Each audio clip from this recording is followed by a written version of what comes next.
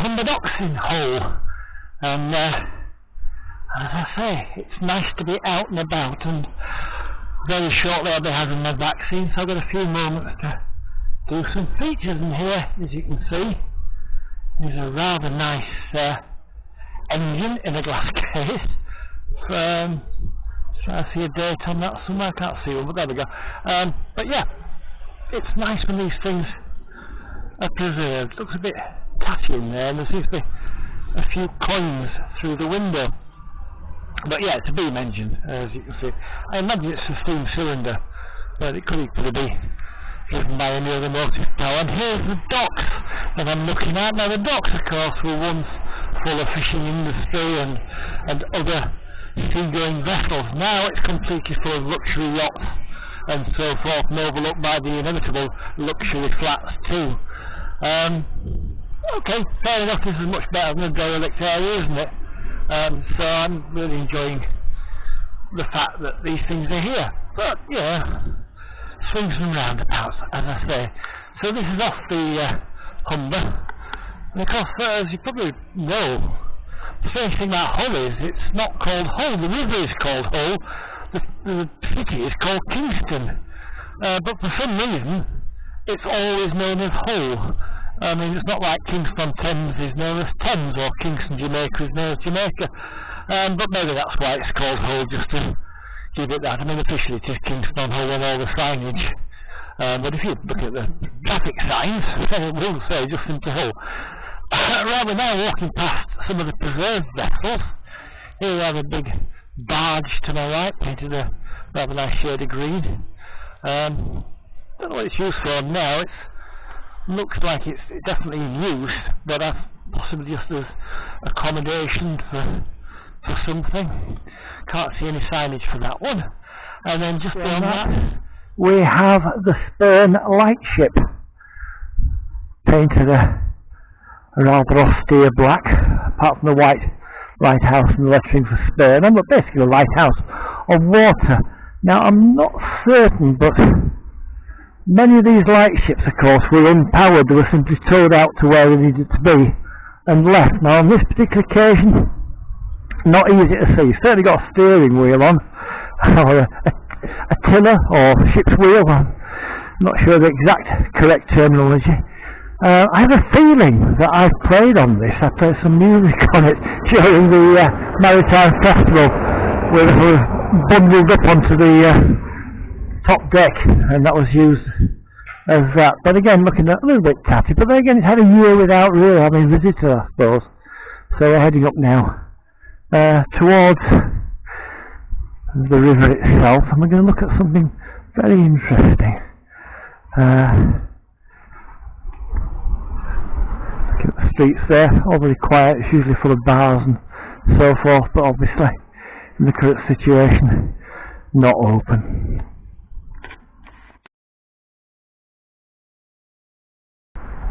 Well, you might hear in the background the sound of the railway, and I'm looking now at some of what used to be here, which is rails set into the cobbles, showing of course that the railway was once very visible around this dock area. There is a road across here, but it's currently shut. There's various ways across, so I'm going to, let's see, I can't take that one, you've got to come over here, so I'm coming around now to cross the exit from the docks into the area, well, at the other side. I mean, I can't phrase it any better than that. So we're going down these steps now. There we go. And up here, take a look at the channel, which allows you out there. So the large road bridge is currently open. For what reason, I don't know.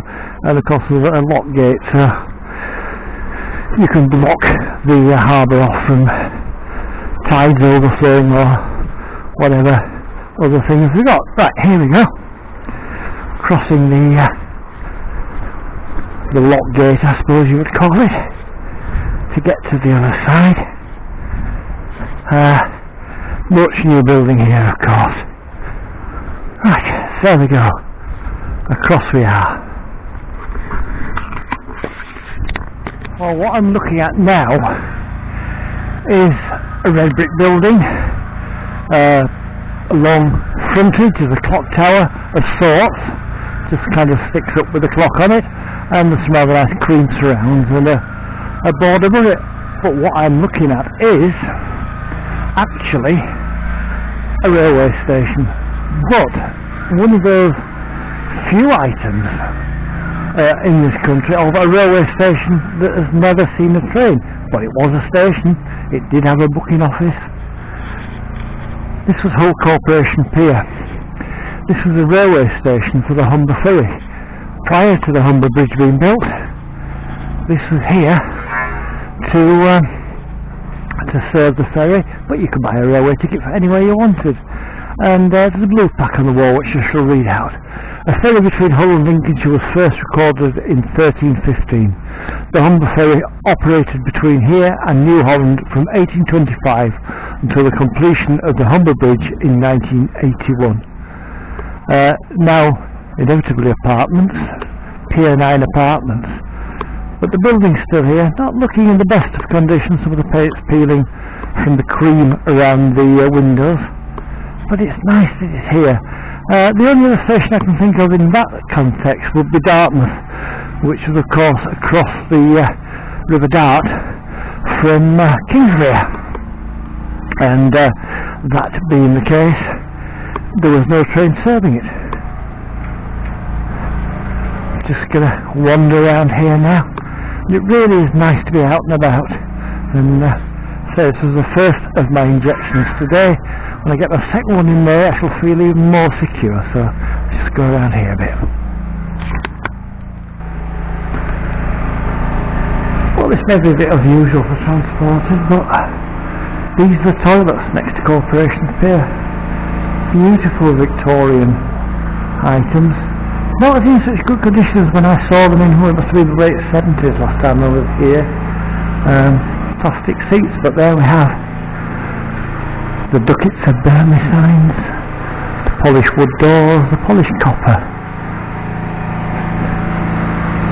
and the wash house door, and, if you will, a rather rude mural and an attendant's office. So there you are, an unusual thing to look at, but probably a great relief to many of the passengers for the ferry. Right, here we are at an old favourite, Hessel Station, and just describe it, I've just come down the slope. Let's see. Well, it was the booking office up there. There's now a machine which isn't actually working, and takes you down to two broad platforms. It's a bit like a miniature version of Crossgates near Leeds, I suppose, in essence. There's still a rather nice canopied area, which is nothing but a canopy. It reminds me a little bit of Blackpool Pleasure Beach Railway.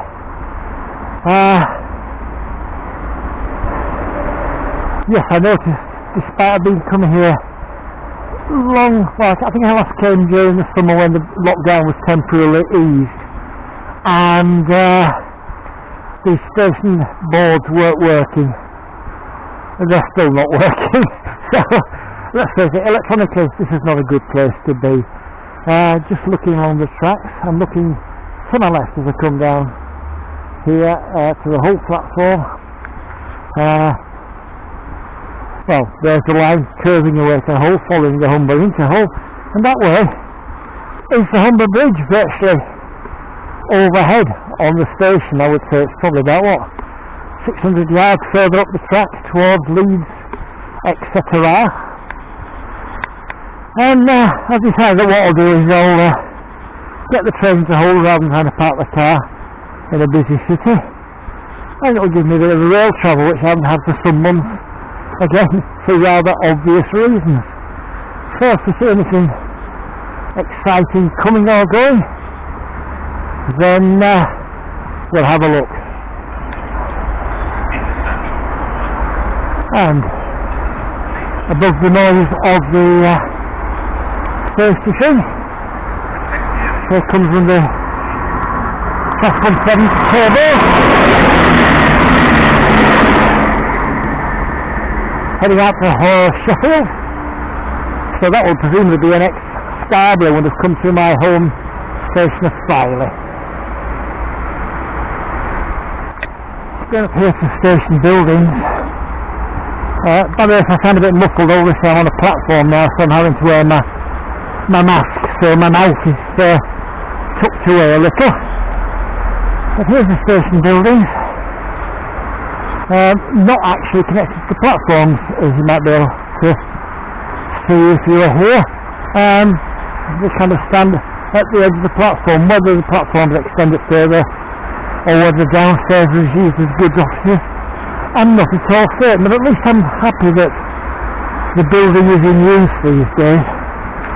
With a company called 1860 Interiors, and well, it keeps it in good condition. There's a bricked up doorway from the platform there, and over to my side, excuse me, the A63 rumbling away in the background as ever, busy with all the traffic going to Leeds. Even in lockdown, the road traffic is not subsiding very much. Well, I'm now going to return to the car, and I'll tell you why. I checked the timetable briefly on my phone as I came down here and found there's a train in about 20 minutes time. However, on close inspection, it would take me an hour to do the 4 miles into Hull, because the only way I can get there is to get a York train, change at Gilberdike, and come all the way back again. So, yeah, that's really not going to make me use public transport when I can drive back into Hull very easily indeed, which is indeed what I'm going to do. It probably costs me more to park than it would run for a day return, but oh well. We live and learn, don't we?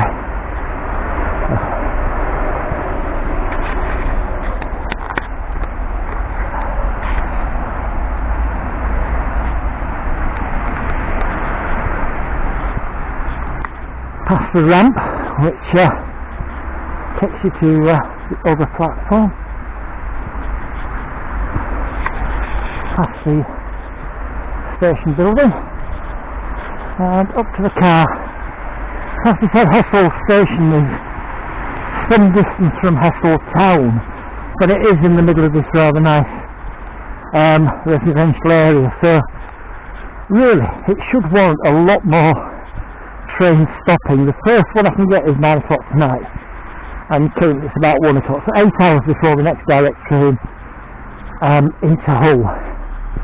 Madness? Yeah, where are they?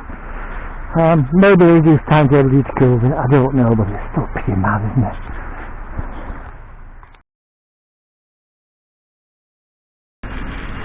So just to round things off, some of the transport on the road. There we are. Single decker there, the stagecoach, in a rather weird turquoise and white colour.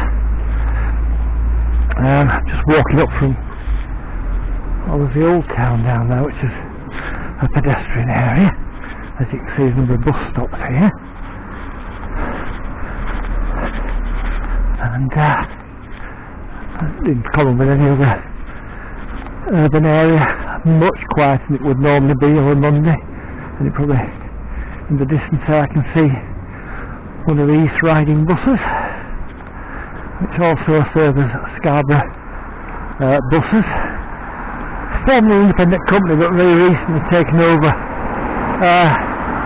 with the result that you got one of those rather delightful, hideously over excited liveries. But I suppose that one is in crimson and cream, much more subtle.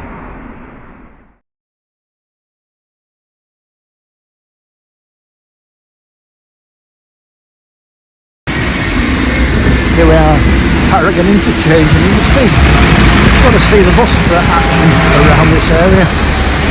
This is where you come. And also the rail action, of course, because Paragon is part of what was the whole of Paragon Station. Now it's simply referred to as Hull, because there's no more Hull stations around. Probably get a bit near to the mic with the throbbing of the engines. You can see these riding ones platform anywhere there. There's a stagecoach, simply bus. Much happening here. Lots of action. I just turn around, I can see the city centre there. So it's very handy. Here they are in Paddington Station. Once again the face mask is on if I sound muffled once again. Lots still of interest of the old station, although Hull suffered terribly from the bombing in the Second World War, for obvious reasons. An important port. You see the interchange bus places there on what used to be other platforms and now aren't. And just wander along here on the main concourse. Beautiful arch roof with iron sports and lots of banners welcoming you to Hull, and the usual range of shops and so forth. Lovely. Here we are. This is the platform area. As I say, you can't get on unless you're actually catching the train, again for obvious reasons. Still a fair number of services come from this station, even if everything's used. There's a 155 unit there, another I think further up the platform in the bay. There's one of Northern's Turbo Stars. I think Grand Central runs a service, certainly Hull Trains run a London service from here. Yeah, I think it is, that's the way of these things.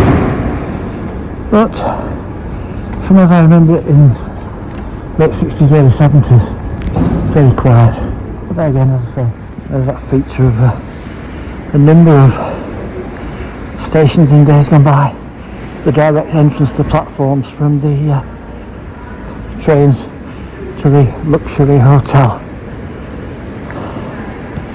And there's Philip Larkin standing there contemplating his new poem.